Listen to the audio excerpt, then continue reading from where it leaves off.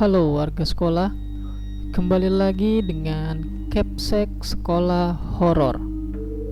Apa kabar kalian semua? Semoga baik-baik saja. Di episode Sekolah Horor kali ini melanjutkan cerita kedua tentang kemah sekolah.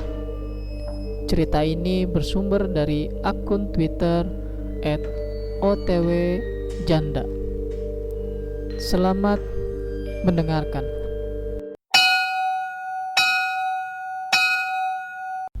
Lanjut hari ketiga. Di hari ketiga ada kegiatan juga sama game-game gitu dari kakak pembina. Kegiatan dilaksanakan dari siang sampai sebelum maghrib. Hari ketiga tuh pokoknya banyak banget kegiatannya. Aku bahkan sampai lupa kita ngapain aja. Setelah maghrib, kita dianjurkan lagi buat kumpul pada pukul 8 malam, tepat di depan pendopo. Tahu kan kegiatan apa? Yap, jerit malam. Dan dari sinilah kisah horor mulai banyak bermunculan. Ketika kita udah kumpul, kakak pembina tuh ngasih himbauan buat satu kelompok membawa 2 senter dan hanya boleh dipegang sama ketua kelompok, yang otomatis barisannya bakalan paling depan, dan senter kedua dipegang sama wakil ketua kelompok yang posisi barisnya bakal paling belakang. Nggak hanya itu, kami dibagiin tali rafia berwarna kuning. Tali itu diikat di tangan kiri. Ngikatnya mulai dari barisan depan, yaitu ketua kelompok, sampai wakil ketua kelompok, yaitu yang paling belakang. Diikat pakai rafia dengan tujuan agar kita tidak mencar, tidak saling mendahului, dan tidak saling bergerombol, lurus dan rapi. Kakak pendamping juga ngasih himbauan lagi bahwa akan ada dewan penggalang yang berjaga di pos 1, pos 2, pos 3, dan pos 4. Dan DP atau dewan penggalang akan bertugas sebagai orang yang nantinya menakut-nakuti kita. Jadi biar kita nggak terlalu lebay kalau ketemu setan-setanan. Kakak pendamping juga bilang baju yang DP pakai bakal berwarna hitam. Dan selain baju hitam, itu bukan kami. Setelah semua paham, lanjut deh. Satu persatu kelompok masuk ke hutan duluan. Kalau nggak salah, kelompokku dapat urutan tengah. Si B, si T, si A, aku, si N, si D, si F, dan si L. Kurang lebih begitulah barisan kelompokku. Jadi aku berada di nomor 4, tengah-tengah gitu. Setengah jalan sebelum pos 1, jalannya itu nanjak guys. Nanjak, dan aku hanya ngikutin kaki teman depanku. Sambil celingak-celinguk, aku lihat kayak ada pohon pepaya berdiri tepat di kanan aku. Samping pohon kepala ada orang duduk pakai baju putih. Beneran orang, tapi cuma punggung yang aku lihat, kepalanya nggak kelihatan. Jantung aku udah mau copot. Aku mau bilang ke temen, tapi kenapa nggak tahu bibir udah kayak nggak berani ngomong. Di tengah perjalanan, pos 1 udah mulai kelihatan. Tiba-tiba si T, ketua kelompok kami, menjerit keras banget. Semua jadi kaget dong. Berhenti dulu buat menghela nafas. Tapi dari jauh kakak pembina udah teriak, "Jangan bikin gaduh dek, omongan dijaga." Dalam hati penasaran, apa yang dilihat sama si T? Seakan dia punya rahasia besar. Aku pun bertanya, Kenapa, Tek? Tek pun menjawab, nanti aja aku ceritainnya. Oke, fix. Dalam hatiku udah yakin banget pasti dia ngeliat sesuatu. Perasaan udah gak enak banget dan mau udahan. Gila, serem banget. Sampai di pos 1, kita cek kelengkapan. Kakak pembina pun bertanya, apa ada yang sakit atau tidak? Dan kelompokku pun menjawab tidak ada yang sakit. Kemudian kakak pembina nyuruh kita buat ngertiin sandi Morse gitu selama 10 menit. Setelah selesai, untuk ke pos 2 kita diminta menghafalkan sebuah nomor. Nomor itu per anak beda-beda ya. Jadi per anak dibisikin nomor itu. Kebetulan aku dapat nomor 81. Dan itu aku apalin sepanjang jalan. Ngehafalin nomor ini bertujuan agar pikiran kita tidak kosong, guys. Karena perjalanan dari pos 1 ke pos 2 itu sangat angker. Di perjalanan aku dengar ada suara air. Ternyata samping kananku pas ada sungai, guys. Perasaanku udah campur aduk keringat dingin dan takut banget. Pas lagi di pertengahan jalan, aku lihat ada cewek mandi, guys, pakai kemben dan memakai gayung siwur atau semacam gayung tradisional gitu. Rambutnya panjang banget, guys, serius. Tapi mbak-mbak yang lagi mandi itu nggak lihat aku, cuma kelihatan punggungnya doang. Temanku ada yang bilang, baunya wangi banget ya. Ketakutanku semakin menjadi-jadi. Tapi aku tetap ngapalin nomor yang ada di pikiranku. Biar pikiran gua nggak kosong, perasaan udah campur aduk, mau nangis, mau pura-pura pingsan, dan lain-lain.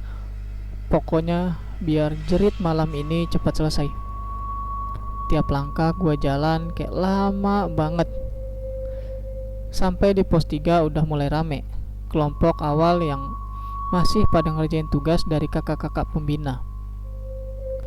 Dan karena kelompok gua pada pinter-pinter, akhirnya gue cepet ngerjain tugasnya. Gue lupa itu tugas apa. Pokoknya udah itu kita jalan lagi menuju pos 4. Di situ perasaan udah agak lega. Dalam hati seneng banget, udah mau selesai. Tidur terus pagi, udah gitu aja. Pokoknya pengen cepat selesai. Tiba-tiba lampu senter baris depan mati. Elah, apalagi sih. Akhirnya senter yang punya wakil ketua dikasih ke depan. Dan alhasil kelompok kami cuma punya satu senter. Perjalanan gelap banget.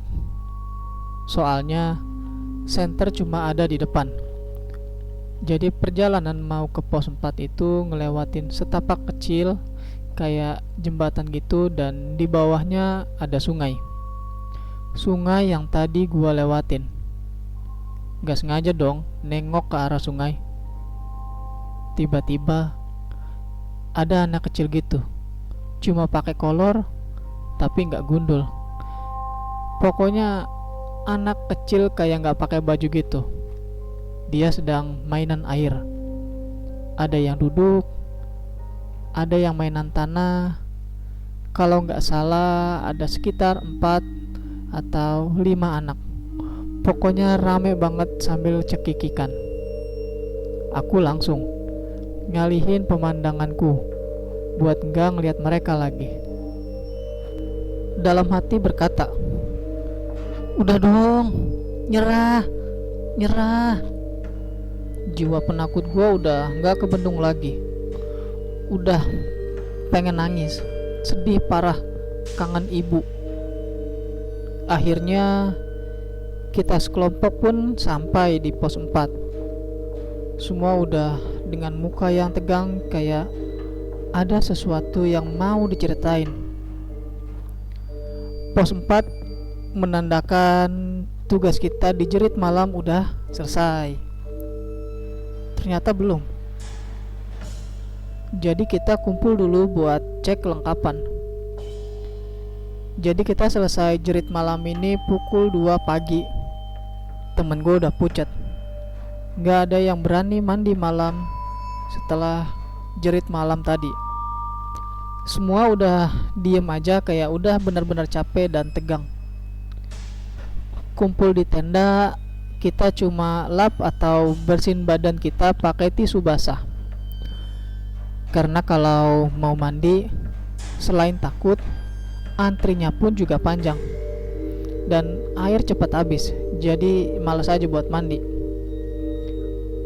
Lagi enak-enaknya ngelap badan, si T, ketua kelompokku tadi tuh akhirnya buka suara.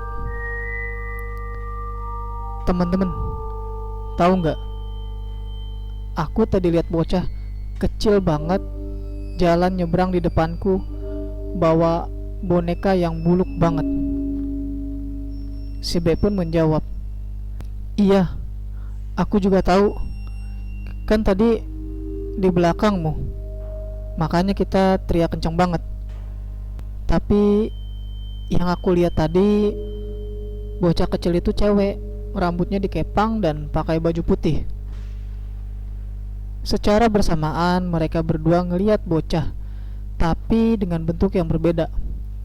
Ada yang lihat bocah itu cewek, dan ada yang lihat bocah itu cowok. Terus aku ngomong kalau aku lihat orang mandi sama lihat anak kecil pada mainan di sungai tadi pas mau ke pos 4. Tiba-tiba si N bilang, sama, aku tadi juga lihat orang mandi di sungai. Akhirnya aku semakin lega. Teman-temanku pun banyak yang ngeliat. Terus yang jaga tenda ada satu orang dan berinisial F. Yang F pun bilang, teman-teman, aku tadi waktu masak kok lihat bayangan orang ya di dalam tenda. Suasana tambah bikin gemeter. Dan paginya emang gak ada kegiatan, jadi kita memutuskan untuk cerita-cerita. Paginya kita cuma tiduran gitu, rebahan sambil masak. Pokoknya masak banyak. Ada yang oseng, ada sop, ada gorengan dan lain-lain. Dan di tengah masak-masak, orang tua si F itu datang bawa makanan juga. Pokoknya tendaku pada saat itu adalah tenda yang paling banyak makanannya. Dan gak tahu kenapa F langsung nyusulin ayahnya gitu. Ayahnya F nyuruh buat ngobrol di dekat pendopo. Gak tahu juga, mungkin karena tenda kita penuh barang jadi gak leluasa gitu. Di tengah-tengah makan, F datang dan kita ajak dong F ini makan. Dan ketika makan, si F cerita, teman-teman, sebenarnya aku tadi ngobrol sama bapakku tentang apa yang kita alamin semalam.